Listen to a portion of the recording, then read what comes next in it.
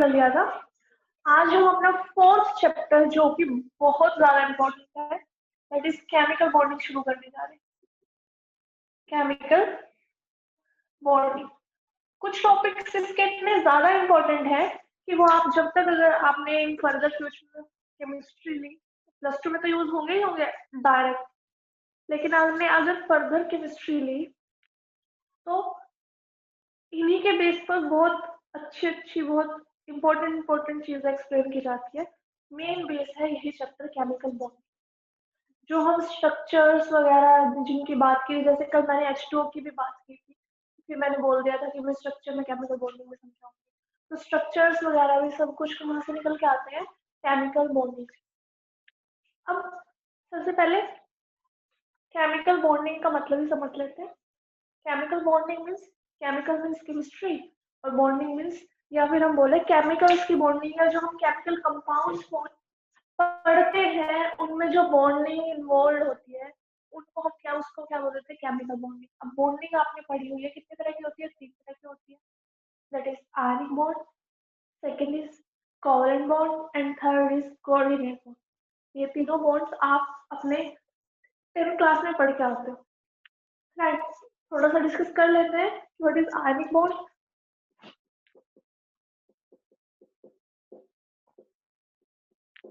तो इसके नाम से एक चीज पता चल जाती है, आयनिक मीन्स इसमें आयंस बनते हैं, जैसे sodium and that is chlorine, atomic number 11, configuration 281, atomic number 17, configuration 287। इसके पास एक इलेक्ट्रॉन फालतू है to complete its octet, and इसके पास एक इलेक्ट्रॉन कम है टू कंप्लीट इट्स ऑक्टेट। तो क्या होता है, ये अपना एक इलेक्ट्रॉन इसको दे देते हैं। अब इसने अपना एक इलेक्ट्रॉन इसको दिया तो it will convert into Na positive, right? और ये किस में कन्वर्ट हो जाता है? Cl नेगेटिव में। और आप लोगों को पता है पॉजिटिव नेगेटिव आपस में क्या करते हैं? एक दूसरे को अट्रैक्ट करते हैं। पॉजिटिव नेगेटिव आपस में क्या करते हैं? एक दूसरे को अट्रैक्ट करते हैं। तो ये क्या आ जाएंगे? आसपास आ जाएंगे, और इनके बीच में जो बॉन्ड बनेगा उसको हम क्या बोलते हैं? Ionic bond. तो अगर हम सिंपली बात करें, आयनिक बॉन्ड क्या होता है? आयनिक बॉन्ड वो बॉन्ड होता है जिसमें होता है complete transfer of electron, complete transfer of electron. उस बॉन्ड को हम क्या बोल देते हैं? Ionic bond. अब बात करते हैं इसी तरह कोवेलेंट बॉन्ड की।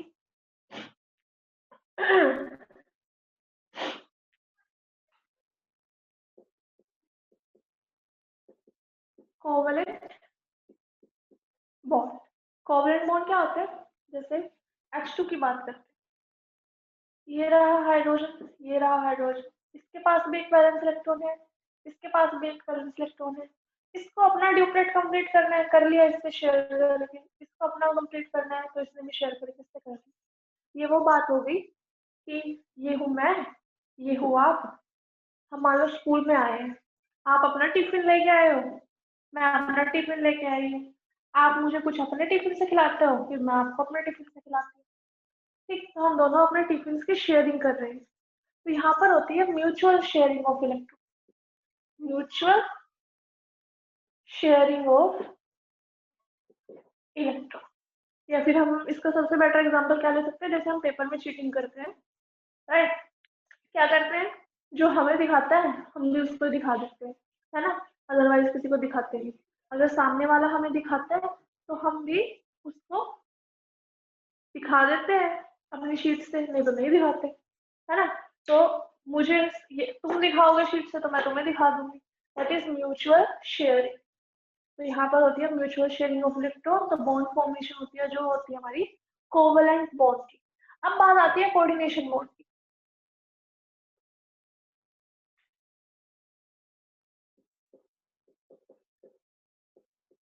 कोऑर्डिनेशन बॉन्ड, यहाँ पर क्या बात हुई है?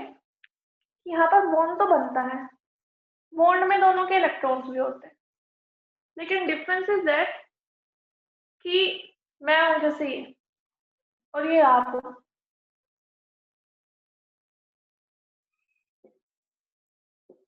है ना? ये जैसे मैं हूं, ये आप।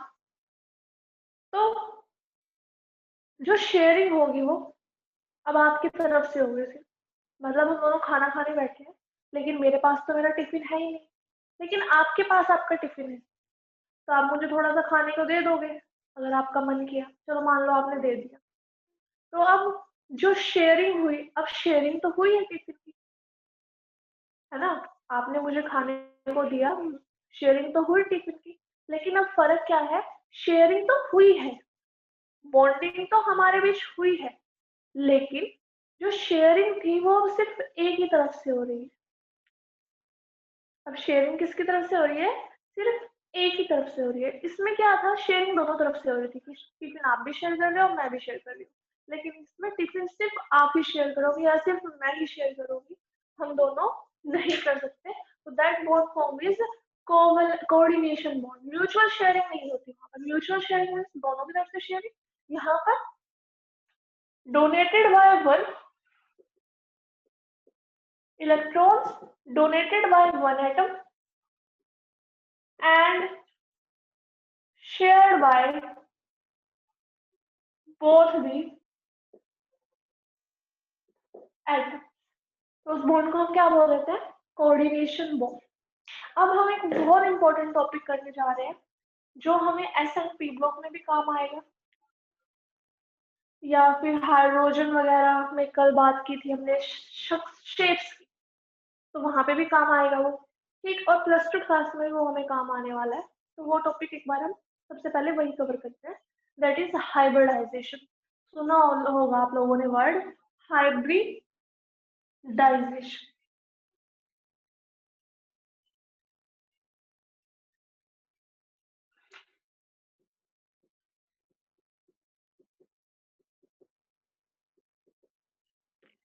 हाइब्रिडाइजेशन, आप लोगों ने वर्ड सुना होगा हाइब्रिड।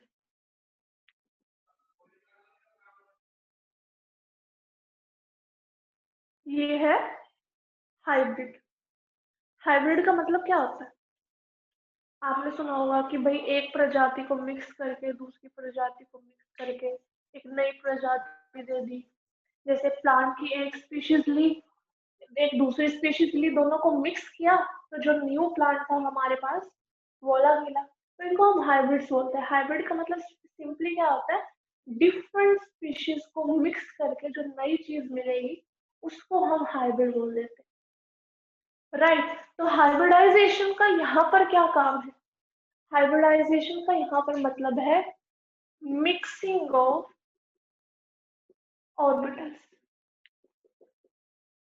मिक्सिंग कैसी होती है फिर वो हम उसके अगले टॉपिक में देखेंगे। यहाँ पर हाइब्रिडाइजेशन का सिंपली आपको मतलब समझना है कि मिक्सिंग ऑफ ऑर्बिटल्स। अब वो मिक्सिंग कैसे होती है हम इस टॉपिक को कवर करने के बाद उस नेक्स्ट टॉपिक में उसको हम देखेंगे। तो अभी हाइब्रिडाइजेशन का मतलब समझो कि hybridization is just mixing of orbitals. अब ऑर्बिटल्स की बात आ गई। ऑर्बिटल्स होते हैं हमारे पास एस सब शेल में, पी में, डी में एंड एफ। हमने याद किया था ओ से ऑर्बिटल, एंड ओ से ही होता है ऑड नंबर। तो जो हमारी एस सब शेल होती है उसमें एक ऑर्बिटल होता है, पी में 3, डी में 5 एंड एफ में 7 ऑर्बिटल्स होते हैं, राइट। एस में एक ऑर्बिटल, पी में 3 ऑर्बिटल्स, डी में 5 ऑर्बिटल्स एंड एफ में 7 ऑर्बिटल्स होते हैं हमारे पास, राइट। तो ये रहा एक ऑर्बिटल, ये रहे 3 ऑर्बिटल्स, ये यहाँ पर 5 ऑर्बिटल्स एंड ये रहे हमारे 7 ऑर्बिटल्स। अब इन ऑर्बिटल्स को जब हम मिक्स करते हैं तो हमें हाइब्रिडाइजेशन मिलती। हाइब्रिडाइजेशन आपने सुनी है, sp, sp2, sp3, राइट। अब इसको याद कैसे रखना है? हाइब्रिडाइजेशन निकालने के हमें कुछ रूल्स पढ़ने। हाइब्रिडाइजेशन निकालने के हमें कुछ रूल्स पढ़ने। उन रूल्स में क्या है? पहले तो यहाँ से समझो, एक x की वैल्यू निकालनी पड़ेगी हमें उन रूल्स से। x की वैल्यू 2 भी आ सकती है, x की वैल्यू 2, 3, 4, 5, 6 7। अब x की वैल्यू 2 3 4 5 6 7 का मतलब क्या है? x की वैल्यू 2 होने का मतलब है कि हमने दो ऑर्बिटल्स को मिक्स किया है, एक s एक p, तो हाइब्रिडाइजेशन आ जाएगी sp 1 1 प्लस 2, राइट। देन 3 का मतलब है एक s ले लिया, p के हमने दो ले लिए, तो दैट इज sp2, s का 1 p का 2, टोटल हो गया 3। तो हमारी हाइब्रिडाइजेशन हो गई यहाँ पे sp2 फॉर वैल्यू 3। ये जो 3 है ये इनके पावर्स का सम होना चाहिए, मतलब जो भी ये नंबर है ये इनकी पावर्स का सम होना चाहिए। x की वैल्यू 4 होने का मतलब है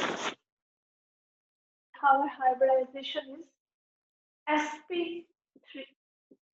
x की वैल्यू 4 होने का मतलब क्या है? that our hybridization is sp3, 3 और 1 4। अब x की वैल्यू 5 होने का मतलब क्या है? हम इसको sp4 लिख लें? नहीं लिख सकते। अब ये 1 2 3 जो हमने लिखा है इसका मतलब क्या है कि s का एक ऑर्बिटल p का एक ऑर्बिटल। यहाँ पे मतलब क्या है? s का एक ऑर्बिटल p के दो ऑर्बिटल। sp3 का मतलब क्या है? s का एक ऑर्बिटल p के तीन ऑर्बिटल। और sp4 का मतलब क्या होगा? s का एक ऑर्बिटल p के चार ऑर्बिटल। क्या p में चार ऑर्बिटल्स हैं? नहीं है, तो हम p4 नहीं लिख सकते। तो हम अब 5 को कैसे कंप्लीट करेंगे? 5 पावर कैसे कंप्लीट करेंगे? तो उसके लिए देखो sp3 हो गए 4, एंड फिर हम एक ले लेंगे d से, sp3d। तो मतलब जब x की वैल्यू 5 होगी तो our hybridisation will be sp3d।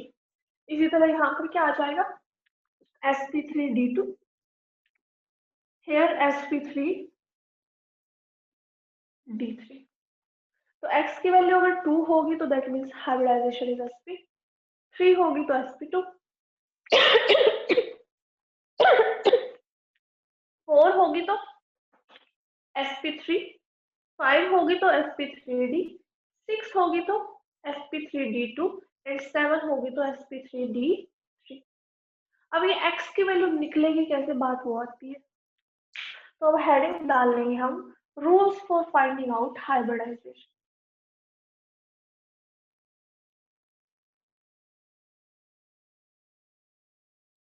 Rules for finding out hybridisation.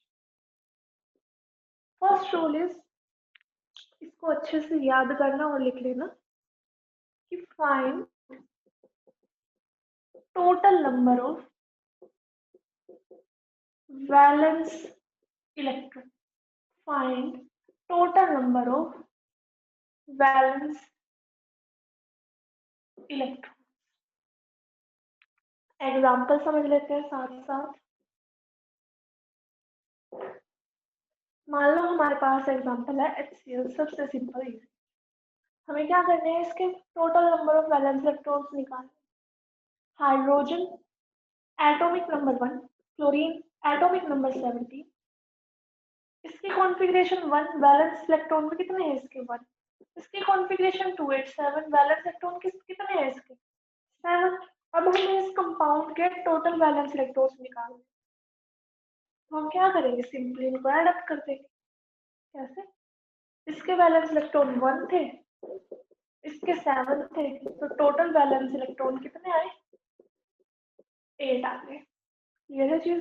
तो इस तरह हमें किसी भी कंपाउंड के टोटल वैलेंस इलेक्ट्रॉन को फाइंड आउट करना। देन सेकंड पॉइंट इज कि इफ, कि जो हमारे वैलेंस इलेक्ट्रॉन का नंबर है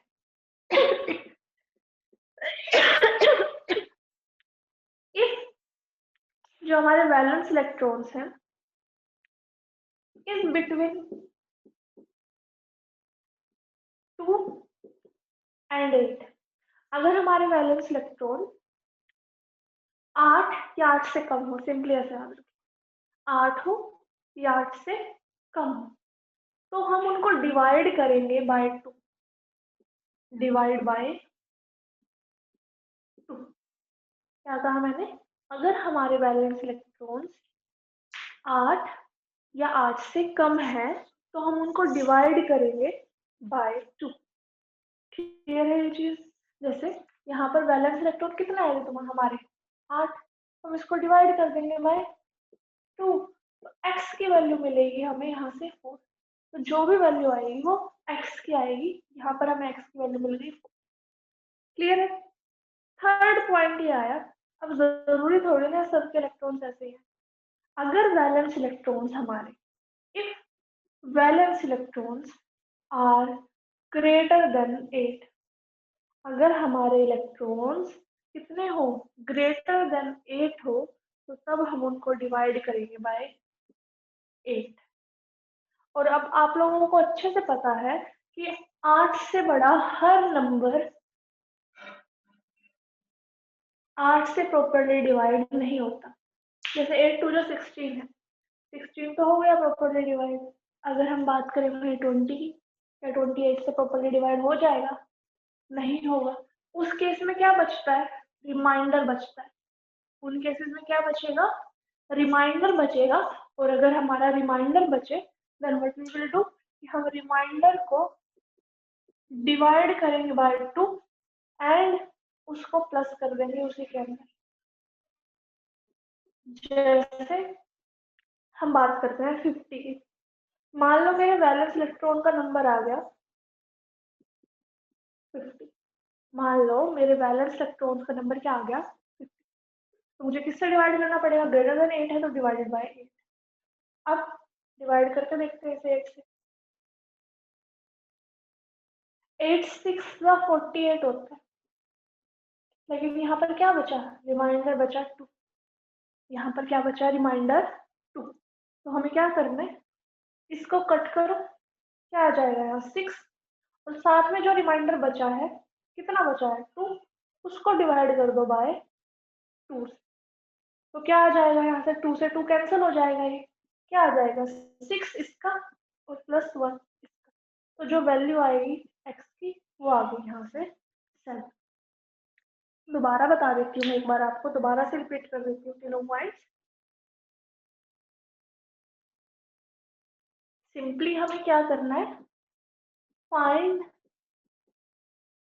total valence electrons, then if valence electrons are between 2 and 8 or equal to 8, then divide them by 2.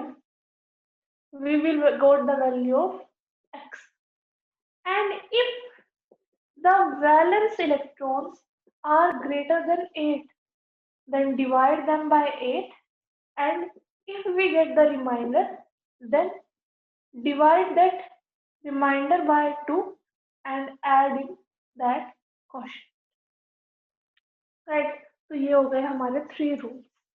अब कैसे इन्हें अप्लाई करना है हम वो बात करते हैं।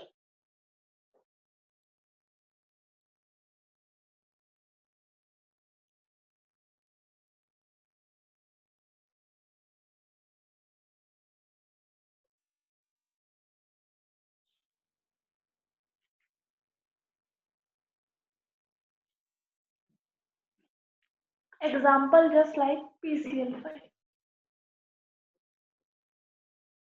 मेन चीज, केमिस्ट्री पढ़ रहे हो तो केमिस्ट्री में आपको हर एलिमेंट, मतलब 30 तक जितने भी एलिमेंट्स हैं और सबकी कॉन्फ़िगरेशन आनी चाहिए, नहीं तो आप कहीं ना कहीं जरूर अटक जाओगे।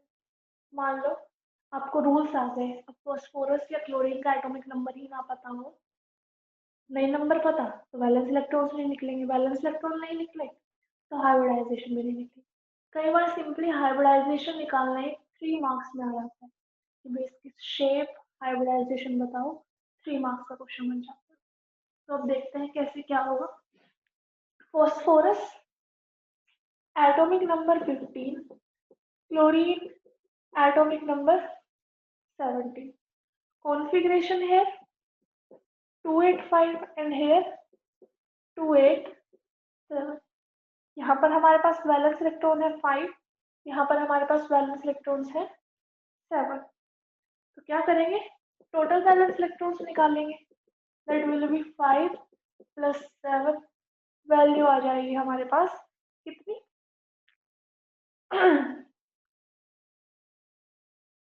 अब देखो इसमें एक चीज और है, फॉस्फोरस के 5 इलेक्ट्रॉन्स एंड क्लोरीन के 7। अब ये जो इलेक्ट्रॉन्स हैं 7, ये एक क्लोरीन के, लेकिन हमारे पास कितने क्लोरीन्स मेंशन है? 5 क्लोरीन्स। तो हमें क्या करना पड़ेगा, इनटू में 5। तो हमने क्या किया, 5 इलेक्ट्रॉन्स फॉस्फोरस के, 7 इलेक्ट्रॉन्स क्लोरीन के, लेकिन 7 इलेक्ट्रॉन्स एक क्लोरीन के। हमारे पास क्वेश्चन में 5 क्लोरीन दिए हुए, तो इसलिए हमने कर दिया इनटू में 5। इसको सॉल्व करेंगे तो यहाँ पर आ जाएगा 40। अब ये 40 8 से बड़ा है, तो इसलिए हम इसे डिवाइड करेंगे बाय 8। यहाँ से वैल्यू आ गई 5, एक्स की वैल्यू यहाँ से आ गई 5। इसी तरह एक एग्जांपल और देख लेते हैं, like BCl3, boron atomic number 5, chlorine atomic number 17। अगर हम वैलेंसी की बात करें, electronic configuration 2 3, valence electrons 3, electronic configuration 2 8 7, valence electrons 7 7 एक क्लोरीन के। हमारे पास कितने क्लोरीन है, 3, तो इनटू 3। यहाँ पर सॉल्व करेंगे, आ जाएगा हमारे पास 24। वैलेंस इलेक्ट्रॉन्स क्या है, ग्रेटर देन 8, तो divided by 8। Valence electrons are greater than 8, तो we will divide it by 8। तो यहाँ पर वैल्यू आ गई 3, तो ये वैल्यू आई x की, तो x की वैल्यू आ गई 3।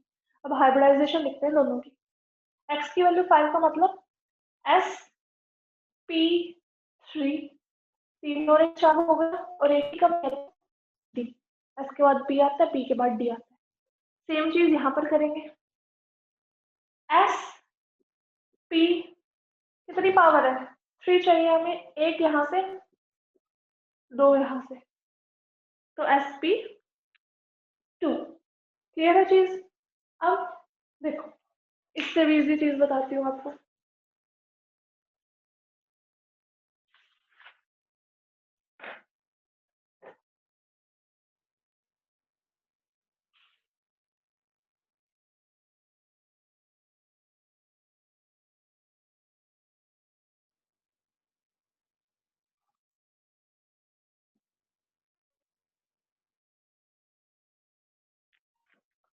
अब हम एक टेबल बनाएंगे जिसमें कि एग्जाम्पल इधर होगी हाइब्रिडाइजेशन,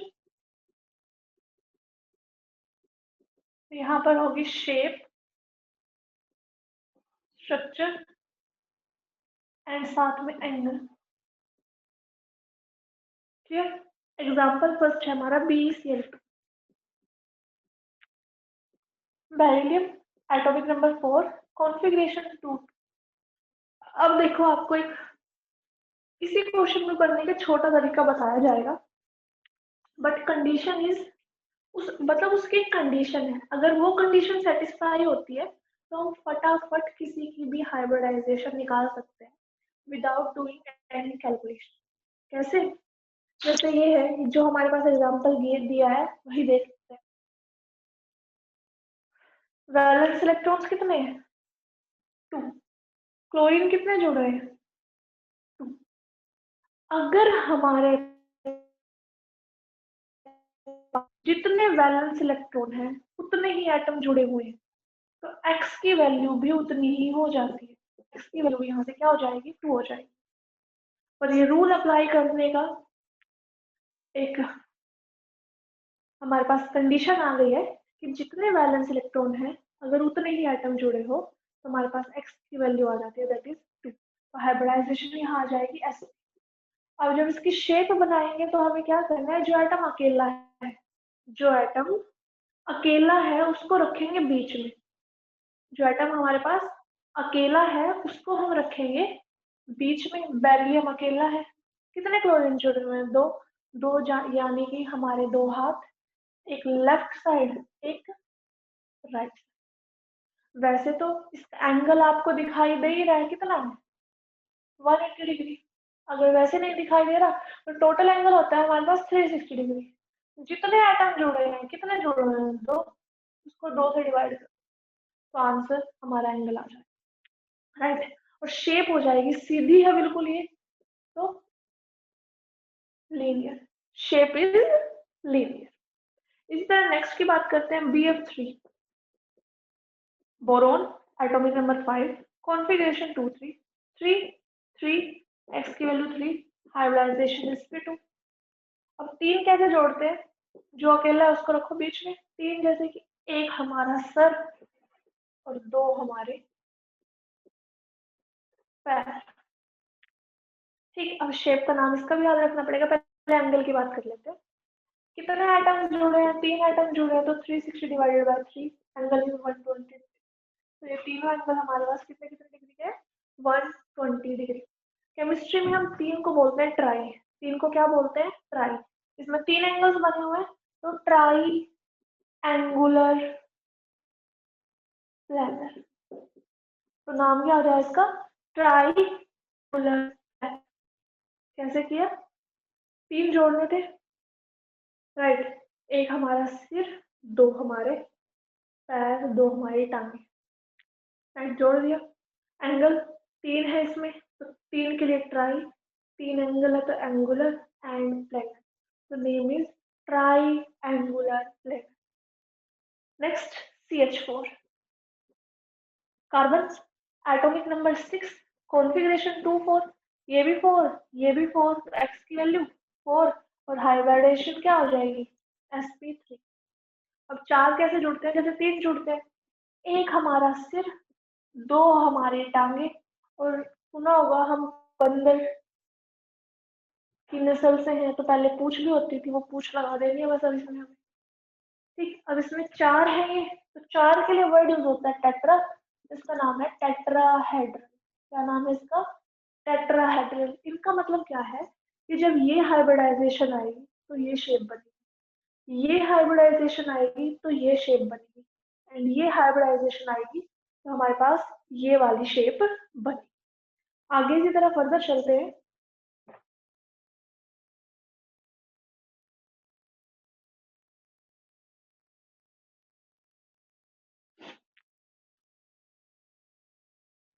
इसी में आगे चल रहे हैं। नेक्स्ट चीज,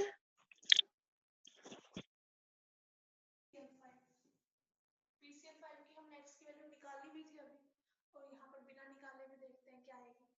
phosphorus, atomic number 15, configuration 28.55, x की वैल्यू 5, और मैंने PCl5 के आप लोगों को निकाल के भी दिखाई थी, तब भी x की वैल्यू कितनी आई थी, 5 ही आई थी। अब हाइब्रिडाइजेशन क्या होगी, sp3d, 3 4 5, क्लियर। अब 5 कैसे जुड़ते हैं, वो हम 6 वाला बनाने के बाद बताएंगे। जब 6 वाला बन जाएगा हमारा, तब हम 5 वाले की बात करेंगे, क्लियर। तो नेक्स्ट एग्जांपल लेते हैं, SF6 sulphur, atomic number 16, configuration 286, 6 x की वैल्यू कितनी है, 6, तो हाइब्रिडाइजेशन क्या आ जाएगी, sp3d। अब 6 कैसे जुड़ेंगे, जो अकेला है उसे रखो बीच में, एक ऊपर एक नीचे, दो एक साइड में, दो एक साइड।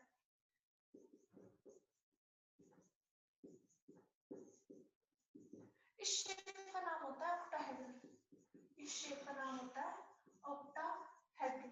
इसमें हमारा एंगल होता है 90 डिग्री, एंगल इज 90 डिग्री। अब आते हैं 5 पर। अब जो 5 होते हैं वो 6 जैसे ही बनते हैं, जो अकेला है उसे बीच में, एक ऊपर एक नीचे, दो एक साइड में। अब यहाँ पर तो दो थे तो दोनों डाल दिए थे, अब इसमें 5 है, 4 लग चुके हैं, अब इस साइड पे हमें एक लगाना है, इधर लगाऊंगी तो इसके साथ पार्शियलिटी, इधर लगाऊंगी तो इसके साथ पार्शियलिटी, तो हम क्या करेंगे, दोनों का इन बिटवीन बीच में लगा देंगे, ठीक। तो यहाँ पर एक Cl, यहाँ Cl, यहाँ Cl, यहाँ Cl, यहाँ Cl, क्लियर है। अब यहाँ पर इन दोनों का जो एंगल होता है वो 90 डिग्री होता है, देखने में 180 डिग्री लगता है, लेकिन ये सारा 3D स्ट्रक्चर होता है, 3D स्ट्रक्चर होता है तो एंगल्स बोर्ड पे बनाकर तो नहीं दिखा सकते, अब ये 3 एटम अलग से लगे हुए हैं तो 360 डिग्री डिवाइडेड बाय 3 का एंगल आ गया 120 डिग्री। कितना आ गया इनका एंगल 120 डिग्री। मतलब 3 का अलग एंगल है 2 का अलग है तो इसका नेम कैसे रखा है? 3 के लिए ट्राइगोनल, ट्राइगोनल राइट, और 2 के लिए बाई पिरामिड। उस शेप का नाम है ट्राइगोनल बाई पिरामिड।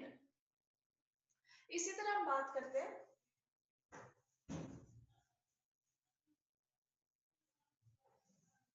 IF7 की। आयोडीन जो होता है, एटॉमिक नंबर छोड़ दो इसका, बट ये पता होगा ये हैलोजन ग्रुप का मेंबर है और जो हैलोजन ग्रुप के मेंबर होते हैं उनके वैलेंस इलेक्ट्रॉन कितना होता है 7। तो जो हमारा आयोडीन है उसके वैलेंस इलेक्ट्रॉन्स है 7 और ये भी कितने जुड़े हैं 7। तो x की वैल्यू 7, हाइब्रिडाइजेशन sp3d3।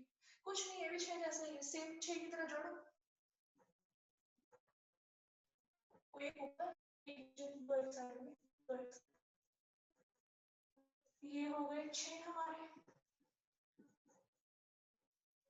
और 7वां कहीं भी पूछ लगा दो ये। क्लियर?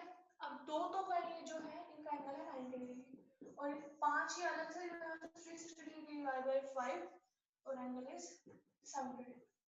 अब देखो इसमें 3 का एंगल डिफरेंस था तो ट्राइगोनल, यहाँ पर 5 का एंगल डिफरेंट है तो पेंटा गोनल और 2 का अलग है बाई पिरामिड। तो इन शेप्स को आप ऐसा रख सकते हो, ठीक, कि इसका ट्राइगोनल बायोमेट के 3 एंगल भी अलग है इसलिए इसको ऐसे रिलेट करके याद कर लो। यहाँ पर हम बात करें 5 का एंगल अलग है तो हम उसको ऐसे रिलेट करके याद कर सकते हैं, that is our pentagonal bipyramid. इसका मतलब क्या है कि जब ये हाइब्रिडाइजेशन आएगी तो हमेशा यही शेप बनेगी और कोई शेप नहीं बन सकती इस हाइब्रिडाइजेशन के लिए। सेम चीज यही इस हाइब्रिडाइजेशन के लिए हमेशा यही शेप होती है और कोई शेप नहीं बन सकती। यहाँ पर भी इस हाइब्रिडाइजेशन के लिए ये शेप बनेगी और कोई शेप नहीं बन सकती। तो हाइब्रिडाइजेशन था ये टॉपिक हमारा। अब H2O का कैसे बना था, कल की क्लास जो होगी उसमें आप लोगों को इसका थोड़ा नेक्स्ट लेवल अप करेंगे हम। तो नेक्स्ट लेवल कब समझ आएगा, जब हमें लेवल फर्स्ट समझ आ गया होगा। तो इसको अच्छे से प्रैक्टिस करना क्योंकि बहुत इंपॉर्टेंट ये टॉपिक है हमारा। Hello sir.